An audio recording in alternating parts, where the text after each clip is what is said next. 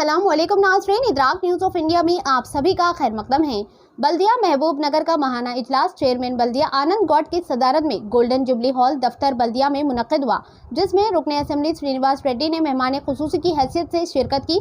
Syed Sadatullah Husaini मजलिसी floor leader व सदर town मजलिस ने मुबाहिस में हिस्सा लेते हुए की एक मसाइल पर बहस की और इजलास में मौजूद रुकने असेंबली श्रीनिवास रेड्डी साहब से मार्च के महीने में वसूल किए जाने वाले बल्दी टैक्स और पेनल्टी को माफ़ करने की हुकूमत से नुमाइंदगी करने का मशवरा दिया और एजेंटों की मौजूदगी में निकट पर अपनी शदीद नाराज़गी और गुस्से का इजहार करते हुए चिकन वेस्टेज के टेंडर को मनसूख करने और कंटी वेलगू प्रोग्राम के लिए बल्दी की जानिब से खरीदे गए डेरों, कुर्सियों, मेज़ों और खन्नातों की मौजूदगी के बावजूद प्रजा पालना प्रोग्राम के इनेकाद के लिए टेंट्स, कुर्सियां और टेबल्स वगैरह के लिए सप्लाइंग कंपनी को 19 लाख रुपए की मंजूरी की तहरीक पर सख्त एतराज़ किया और 11 मार्च से माह रमज़ान के शुरू होने के पेश नज़र माह रमज़ान में मुकर्ररा वक्त पर बिला नागा नलों से पानी सरबराह करने और पावर बोरवेलों की फौरी दस्तगी, आवारा स्ट्रीट डॉग्स की शहरी आबादी से मुंतकिली,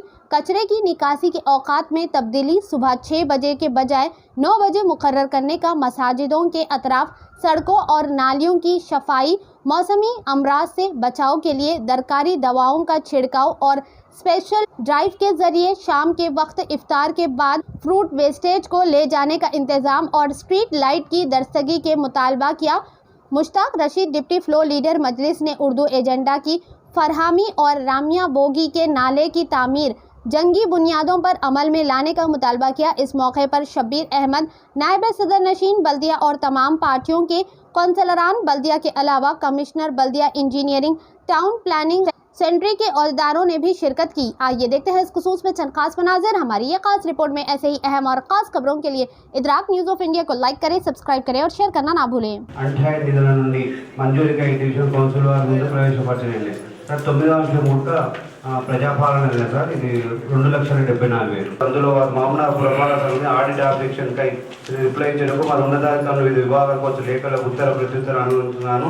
శ్రీత చంద్రయ్య గారు మరణించిన ఆడిట్ అబ్జెక్షన్కు రిప్లై చేయడం మరియు ఉన్నతాధికారులు వివిధ విభాగాలకు లేఖలకు ఉత్తర ప్రత్యుత్తరం మధ్య సమావేశం అదేవిధంగా సాధారణ సమావేశానికి ముఖ్య అతిథి ఇచ్చిన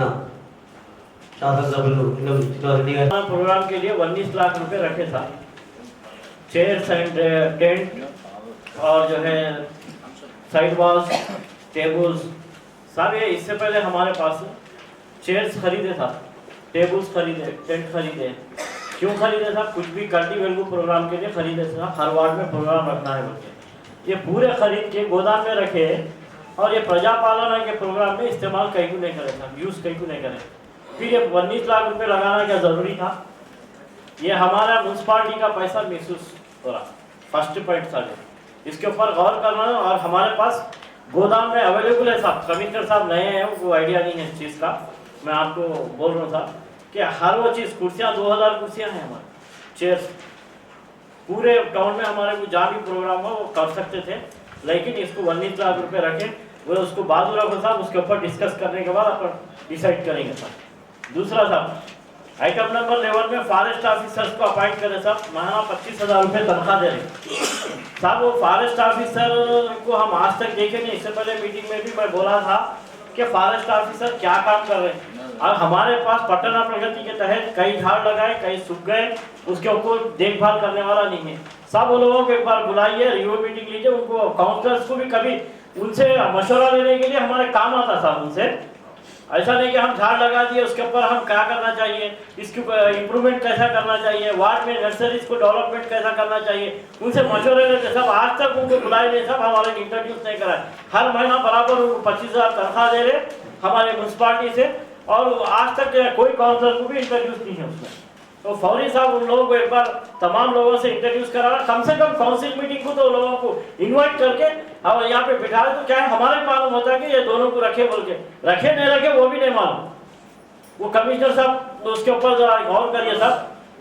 और एक साहब, आइटम नंबर 16 साहब, स्वीपिंग मशीन ऑपरेटर को हम 24,000 रुपये तनख्वाह दे रहे साहब। एक अच्छी बात बता रहा साहब, इसमें वो मशीन जो है ना लाखों रुपए देके खरीद के यहाँ रखी है म्यूनसिपालिटी में, उसका यूज नहीं कर रहे।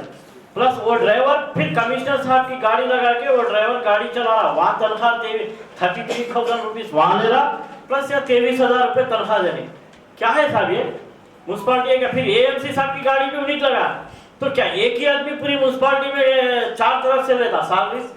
दूसरों को हक नहीं है, दूसरे लोग लगा देना, गाड़ियां भी लगाना है तो कोई कई लोग फिर रहे, वो लोगों को मौका दिया साहब कमिश्नर साहब, जो पसंद का आदमी है या कोई और ऊपर से कोई बोल दिया पूरे उसको दे दियो बोले तो कैसा होता साहब? ये बिल्कुल गलत है साहब, इसके ऊपर गौर करिए साहब। मैं खासकर आपको और मैं मुबारकबाद देता हूँ हमारे एमएलए साहब एजेंडे के अंदर जो है तय बाजारी का जो कैंसर का लगा है, और मैं सब तमाम काउंसिल की तरफ से आपको मुबारकबाद देता हूँ, मैं खैर मकदम करता हूँ साहब। ये बहुत बड़ा आपका अच्छा डिसीजन है साहब इसके ऊपर। और एक साहब आइटम नंबर 30 में साहब ये आन ऑफ वर्कर्स मंथली सैलरी कितनी है साहब, उसमें मेंशन नहीं करें, खाली ओरल डाल दिए वर्कर को कितनी सैलरी है, वो लोग ऑन ऑफ कर रहे थे क्योंकि हमारे पास एलईडी का जो सिस्टम आया टाइमर पार्ट्स हो गया, वो डायरेक्ट ऑन हो रही लाइट। फिर ये लोग काम क्या कर रहे हैं? ये लोग दूसरी तरफ काम कर रहे हैं या फिर खाली फिर रहे, शाम के टाइम खाली लाइट देख रहे। और हम फोन करे तो भी कोई ऑन ऑफ वाला कोई फोन नहीं उठाता, कुछ नहीं। काउंसलर खुद जाके लाइट ऑन करना पड़ता है, लाइट अगर चले गई तो काउंसलर जाके वो एरिया में पब्लिक फोन करने के बाद जाके काउंसलर ऑन कर रहा, लेकिन ऑन ऑफ वर्कर उसके काम ही नहीं कर रहा था। इनके ऊपर फौरी उन लोगों को बुला के एक्शन लेना, उनके ऊपर नोटिस दियो, वो लोगों को जो क्या करना है करिए साहब उनके खिलाफ में। और एक साहब आइटम नंबर 35 में ये ओपन प्लाट का इससे पहले भी काउंसिल में आया था, उसके ऊपर मैं डिसीजन दिया था, और वो बेचारे बाद में मालूम हुआ कि वो रिटायर्ड एम्प्लॉइज है, वो लोग काफ़ी दिनों से परेशान है साहब। उनको जो है ना वो कन्वर्शन करना है, उनको लैंड वो हिल एरिया में है साहब, उसके लिए मैं वो करना ज़रूरी है साहब। लोग परेशान हैं, गरीब लोग हैं, करना चाहिए साहब वो।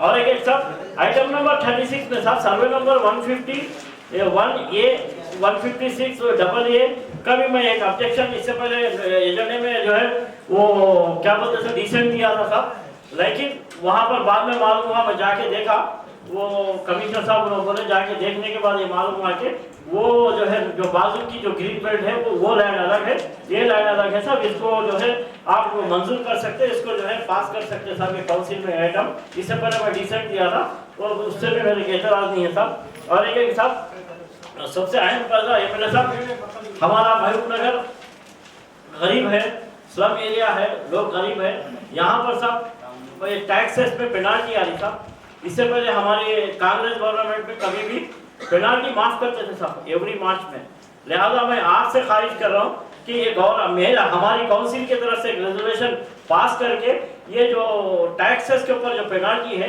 अगर वो माफ कर दे तो बेहतर होता। और हमारे वो टैक्सेस अगर पेनाल्टी माफ करेंगे तो 90% हमारा टैक्स कलेक्शन होता था साहब। खाली 300 रुपये एक्चुअल टैक्स है, पेनाल्टी हजारों में चलेगी।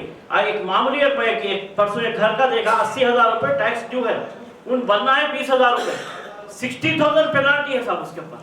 तो फौरी इसको पेनाल्टी को माफ कर दिए तो हमको मौका दिए तो हमारे को ज्यादा से ज्यादा कलेक्शन होता, और जितने यहाँ पे परेशानियां हैं डेवलपमेंट्स के कॉन्ट्रैक्टर तमाम लोग बिलों के लिए फिर रहे, उनका पूरा मसला हल हो जाता था।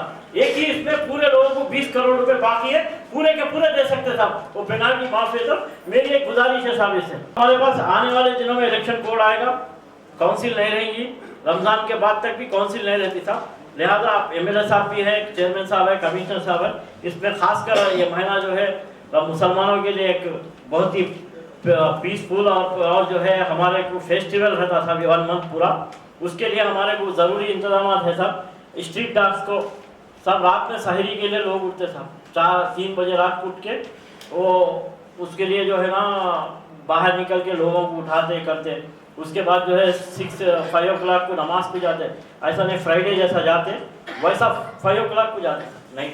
तो कुत्ते डॉग्स बहुत ज़्यादा है सब स्ट्रीट्स में, वो लोगों को जो है बाहर शहर के बाहर ले जाके छोड़ दिया तो बेहतर होगा साहब। कुत्तों के ऊपर ज़्यादा तवज्जो दीजिए साहब। उसके अलावा साहब वाटर सप्लाई जैसा हमारी रमज़ान में भी रेगुलर आए जैसा आप लोग इंजीनियरिंग स्टाफ उसके ऊपर बेहतर से बेहतर, खासकर ये 1 महीना साहब एक नोडल ऑफिसर भी डालिए साहब म्यूनसिपालिटी को तरफ से, जहाँ भी प्रॉब्लम होगा वो नोडल ऑफिसर नोट करेगा, नोट करके ऑफिसरों को उसके ऊपर वो जो है तवज्जो दिला के वो काम करने की कोशिश करेंगे सब। वाटर सप्लाई रेगुलर ऐसा करिए सब, और एक सब पावर बोर्ड्स को रमजान में रिपेयर्स कराइए सब, जहाँ भी फेल हुए हैं, जहाँ भी जो है स्टार्टर बॉक्स गया हुआ है, जहाँ भी मोटर जल गई है, कहीं मोटर डालना है, ऐसे पावर बोर्ड्स को ये, क्योंकि पानी की अहम ज़रूरत रहती साहब। 5 टाइम नमाज रहता, हर वक्त 2 टाइम पानी नहाने का वगैरह रहता साहब। पानी को खासकर बोरों को चालू कराए तो बेहतर रहता साहब। और एक सब मस्जिद के पास डेली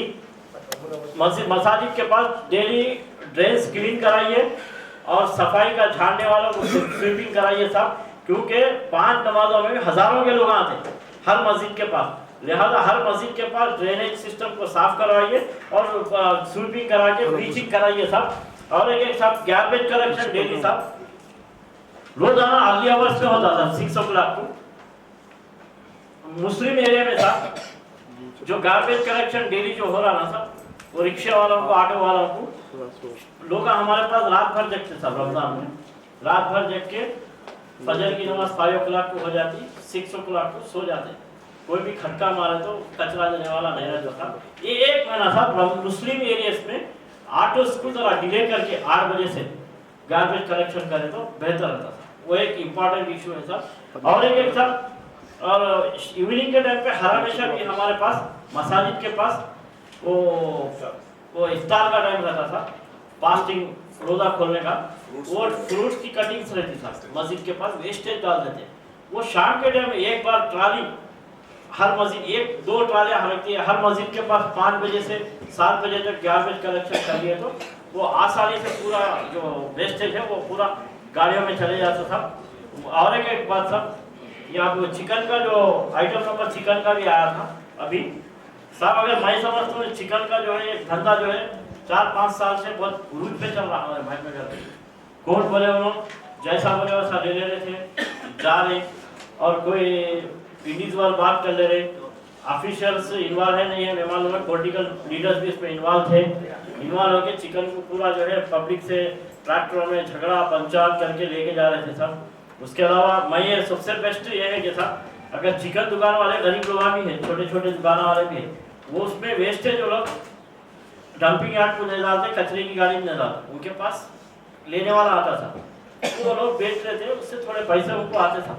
अगर उसको टेंडर नहीं करके उनको किसको तो दे लो बोल के एक चीज रखना चाहिए सब, उनको चिकन के गरीब छोटे छोटे दुकानों को फायदा होता एक चीज। और एक सर पर्टिकुलरली एक आदमी जो बाइक ले तो बोल के गुंडागर्दी कर रहा, उसके ऊपर एक्शन लेना बहुत जरूरी है, क्योंकि मेरे को देना कोई ये मार्केट में नहीं ले सकता, मैं छूँ, ये गलत है साहब।